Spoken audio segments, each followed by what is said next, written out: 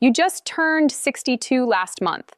Almost immediately, the advice started coming in from every direction. Your neighbor told you, go ahead and claim Social Security now. You worked for it. Why wait? Start collecting your money early. Your brother had a completely different opinion. He said, no, wait until 67. That's the full retirement age. That's the safer choice. Then your financial advisor added a third perspective. Hold off until 70 if you can. That's how you maximize your benefit. Now you're stuck with three different people, three completely different answers, and no clear guidance. And here's the frustrating part. Social Security itself won't tell you which option is actually best for your situation. So, like many people do, you go with what feels easiest. You claim at 62 because the money is right there, ready to be taken. And without realizing it, you've just locked in a benefit that's permanently about 30% smaller than what you could have received for the rest of your life. Right now, nearly 1 out of every 4 new Social Security claims is made at age 62, and most of those people didn't fully understand what they were giving up when they made that decision. Today, I'm going to walk you through the real numbers behind this choice and help you understand the decision you actually need to make. I'm June, a senior policy analyst and retirement finance specialist. In this video, we'll cover the exact Social Security rules for claiming age, the real break-even calculations, the survivor benefit trap that most married couples overlook, and the 3 steps you need to follow to determine your personal best age to claim. Let me introduce you to Robert. Robert is 64 years old and lives in Georgia. He retired at 62 after spending 35 years working as a warehouse supervisor. His body simply couldn't keep up anymore. His back was worn out, and his knees were giving him constant trouble. He needed income, so he decided to claim Social Security at 62. His monthly benefit came out to $1,400. His wife, Patricia, was 61 at the time and working as a school librarian. She planned to retire at 65. At first, Robert felt confident about his decision. The checks were coming in, and the bills were getting paid. Everything seemed fine. But then last year, Patricia sat down with a financial planner. The planner asked her a simple but critical question. Do you know what your survivor benefit will be if Robert passes away before you? Patricia responded, it would be whatever Robert is receiving now, right? The planner shook his head. Not exactly. Your survivor benefit is based on what Robert was receiving at the time of his death. Since he claimed at 62, his benefit is permanently reduced. If he passes away first, you will inherit that reduced amount for the rest of your life. Patricia immediately realized the impact. Robert's full retirement age benefit would have been $2,000 per month. By claiming early at 62, he locked in just $1,400. If Robert passes away first, Patricia will receive $1,400 per month, not $2,000, and definitely not the $2,480 he could have received if he had waited until 70. That's $1,400 per month for the rest of her life. One decision made at age 62 will follow Patricia for decades, and no one explained this to them beforehand. Now let's look at the official numbers, the actual data from the Social Security Administration. SSA gives you an 8-year window to claim retirement benefits starting at age 62 and ending at age 70. Here's what happens across that range based on current projections. At age 62, the maximum possible monthly benefit is $2,969. At full retirement age, which is 67, the maximum rises to $3,922. By waiting until age 70, the maximum benefit increases to $5,081 per month.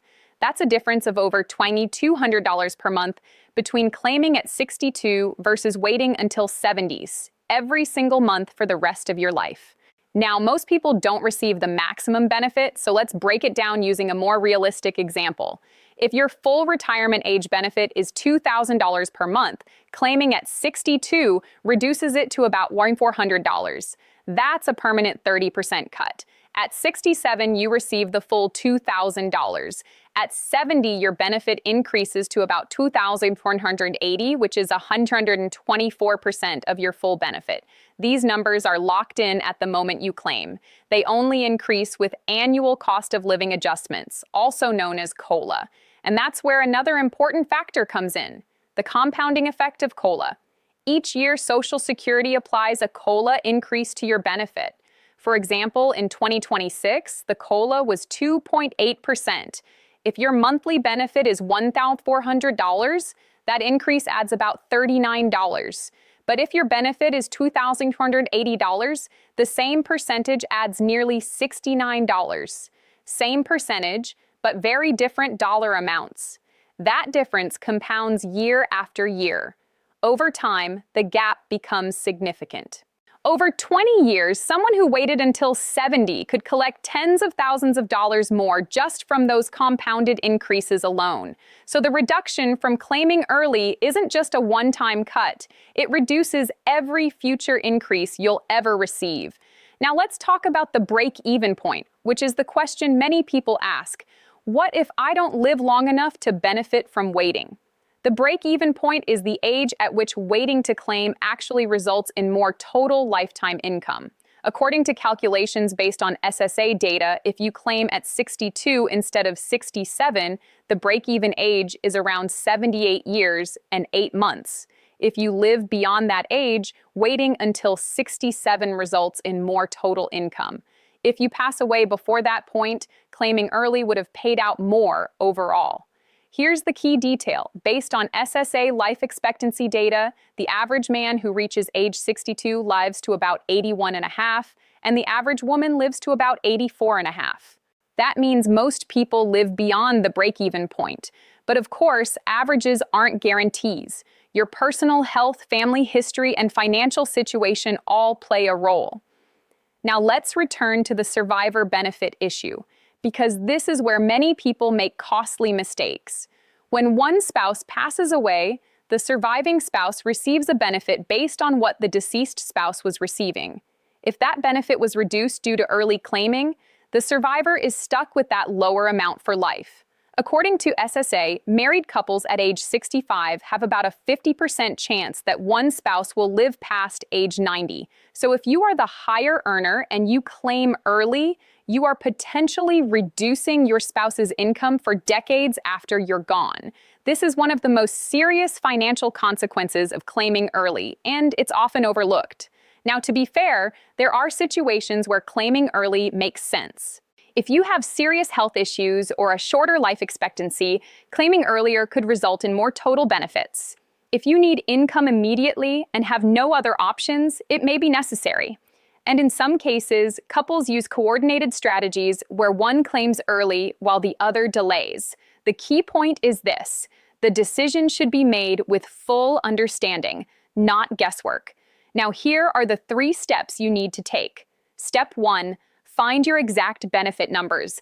Log into your account at ssa.gov and review your estimated benefits at ages 62, 67, and 70. Write them down. Step 2. Calculate your personal break-even point. Compare the difference in monthly benefits and determine how long it takes to make up for waiting.